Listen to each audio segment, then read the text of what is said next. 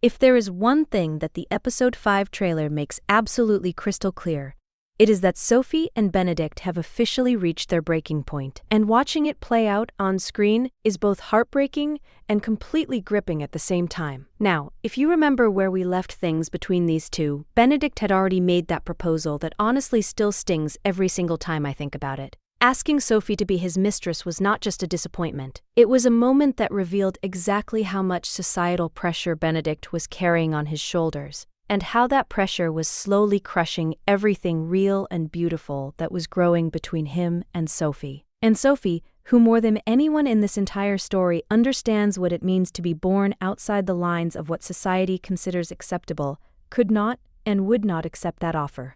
Because for Sophie, this was not just about love. It was about dignity. It was about refusing to pass on to her own children the same pain and shame that she had carried her entire life simply because of the circumstances of her birth. So when Benedict made that offer, Sophie did not just feel rejected in a romantic sense. She felt like Benedict, the one person she had allowed herself to trust, had looked at her and decided that she was worth less than what she deserved. And that is a wound that does not heal quickly. So, going into episode 5, what the trailer is showing us is that the cold distance between Sophie and Benedict is not just present, it is overwhelming. You can feel it in every single frame where they share the same space. There is this heaviness between them, this silence that says so much more than words ever could. And what makes it even more painful to watch is that it is so obvious to everyone around them, and probably to Sophie and Benedict themselves, that they are deeply in love with each other.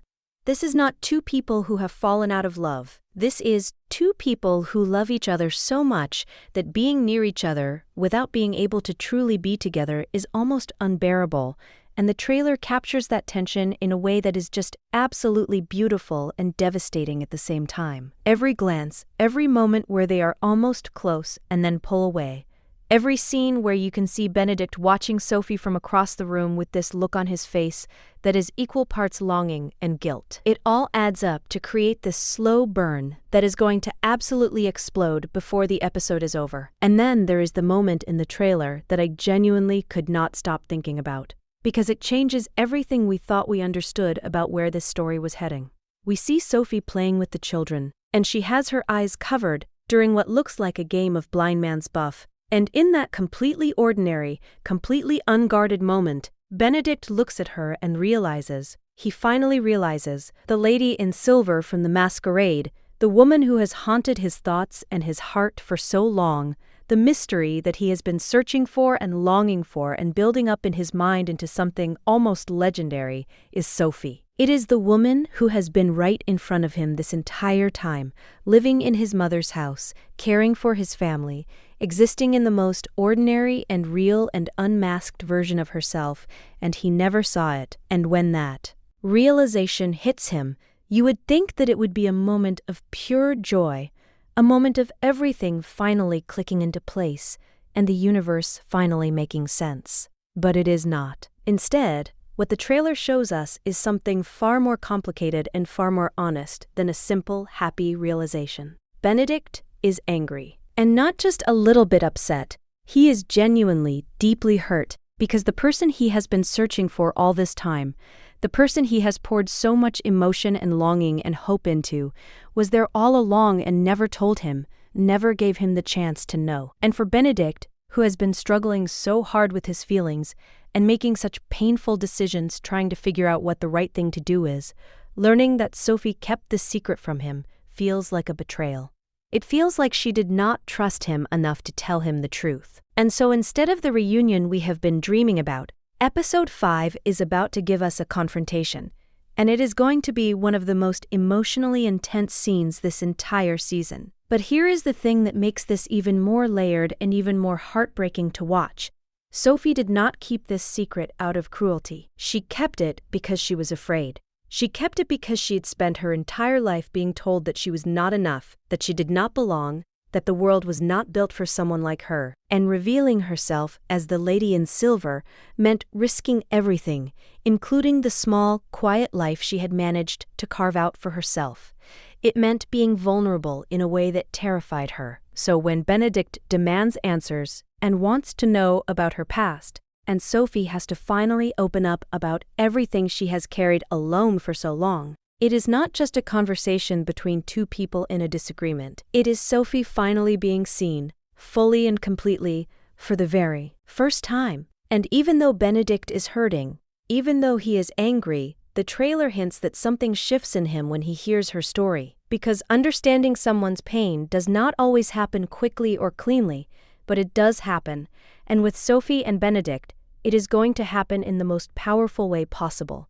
Now, if you thought the emotional tension between Sophie and Benedict was already at its absolute peak, Episode 5 is about to take everything up several more levels. Because just when it feels like things cannot possibly get any more complicated or any more dramatic, the story throws in a development that is so shocking and so perfectly timed that it almost feels like fate. And I mean that in the most Bridgerton way possible.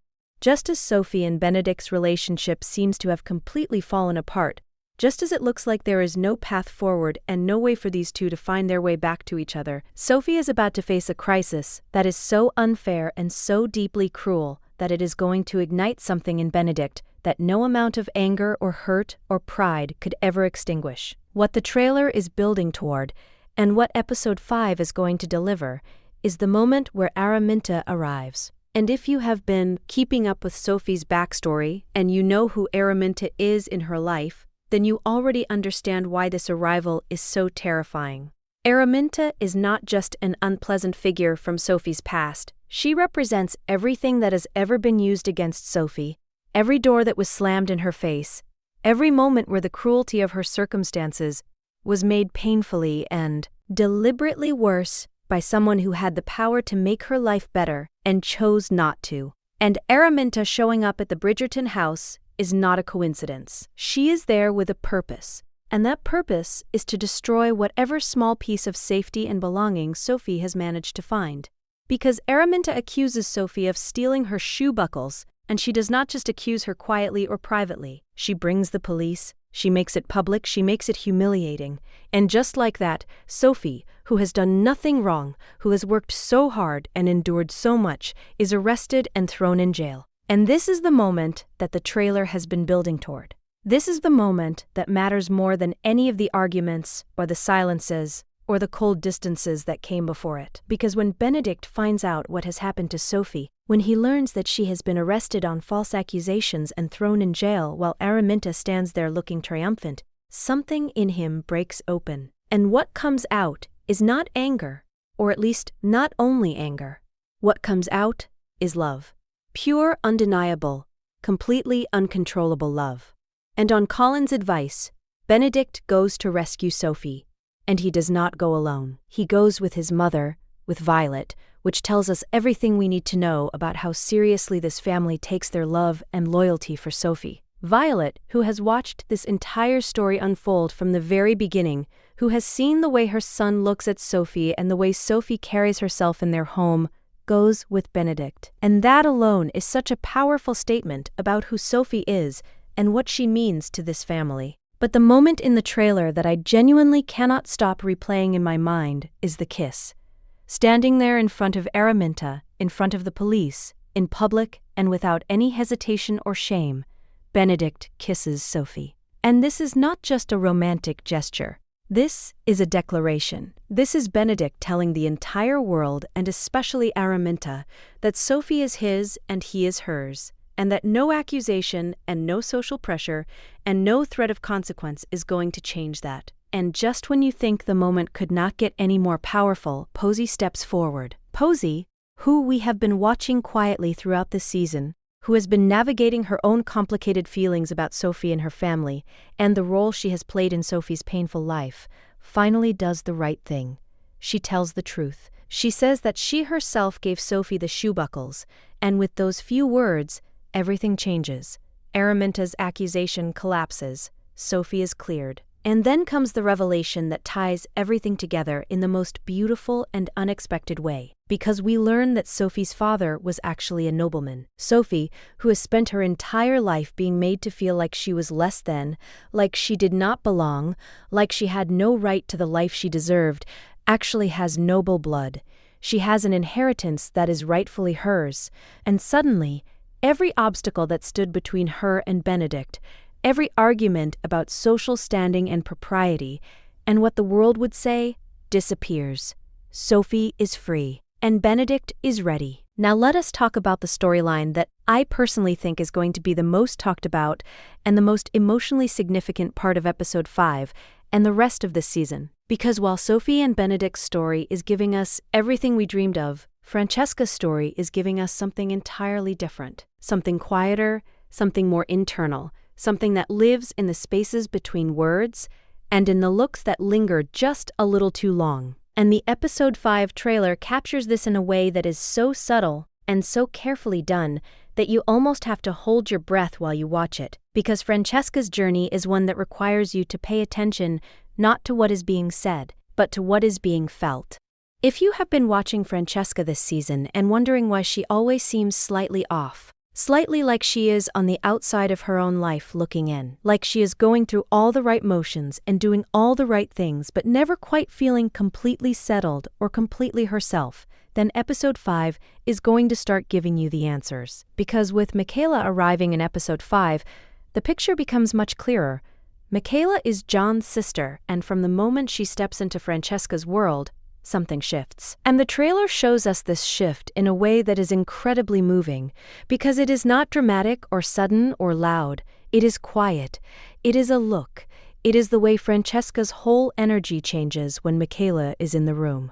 It is the way something in her face softens and comes alive at the same time in a way that we have not seen with John, even though John is wonderful and kind and genuinely loves her. And that contrast is what makes Francesca's confusion so real and so painful to watch, because she is not choosing between a good person and a bad person. She is trying to understand something about herself that she has never had the language or the space or the safety to explore before. What the trailer hints at, and what episode 5 is going to begin unpacking, is that Francesca is on the edge of a self-discovery that is going to be one of the most important and most tender storylines Bridgerton has ever told. And the reason it matters so much is because of the world it is set in. This is Regency England. This is a world where the expectations placed on women, and especially on women of a certain class, are so rigid and so total that the idea of feeling something that does not fit neatly into those expectations is not just complicated, it is terrifying. So when Francesca looks at Michaela and feels something she cannot quite name or explain, the confusion she experiences is not just romantic, it is existential. It is her entire understanding of herself and her life and her future coming into question all at once. And the episode 5 trailer gives us a glimpse of that internal storm through Francesca's eyes in a way that is genuinely beautiful and genuinely heartbreaking. And what makes this storyline even more compelling is the position it puts John in. Because John is not a villain in this story. He is not doing anything wrong. He loves Francesca, and he is trying to build a life with her. And he has no idea that the ground beneath everything they are building is quietly shifting. And that makes the story sadder in a way, because there is no easy answer here. There is no clear right and wrong, no obvious path forward. There is just Francesca standing at the beginning of understanding something true about herself and the enormously complicated question of what she does with that truth. Episode 5 is only the beginning of this unraveling. The deeper story, the really devastating and beautiful and unforgettable parts of it, are coming in part 2 and in season 5. But what episode 5 is going to do is plant the seed. And once you see it, you are not going to be able to stop thinking about it. And now, because this is Bridgerton and because this show has never been content to give us just 1 or 2 emotional storylines when it can give us 5 or 6 all at once, let us talk about everything else that episode 5 is going to bring to the table. Because while Sophie and Benedict are finding their way back to each other, and Francesca is beginning to discover something true about herself, the rest of the Bridgerton world is also moving, shifting, growing, and surprising us in ways that make this season feel so rich and so full that every single episode feels like a gift. Starting with Violet and Marcus, because honestly, if you are not completely in love with this couple by now, then I do not know what to tell you, because everything about their story this season has been so warm and so genuine and so deeply moving that it has been a constant bright light in the middle of all the drama and heartbreak everywhere else. Violet has spent so many years being the heart of her family, the steady center that everyone else orbited around, the one who held everything together after losing her husband, and who put her children's happiness above absolutely everything, including her own. And watching her now, at this stage of her life, allowing herself to be loved again, and allowing herself to reach for something that is just for her, is one of the most beautiful things this show has ever given us. And Marcus, who could have been just a love interest, but has been written and performed with so much depth and so much genuine feeling, is exactly the kind of person Violet deserves. He sees her, not just the graceful, composed Lady Bridgerton that the world sees, but the real Violet, the woman underneath all of that, and he loves that woman completely. What the episode 5 trailer is suggesting about Violet and Marcus is that their story is moving towards something more permanent, more committed, more official. The warmth between them in every scene is almost tangible, and there is a sense of momentum in their relationship that feels like it is building towards something truly significant. And if this season ends the way we think it might, with Violet and Marcus getting married, then the ripple effects of that are going to be felt across the entire Bridgerton family in the most wonderful way. Because if Violet moves in with Marcus, that means Bridgerton House changes. And that means Kate and Anthony, the couple we have loved since season 2, could move in. And suddenly, the house that has always been the heart of this show, the place where all of these stories intersect and overlap and collide, becomes home to a whole new chapter. And the idea of watching Kate and Anthony in that space, surrounded by the younger Bridgertons, is something that genuinely fills me with so much excitement for what is coming.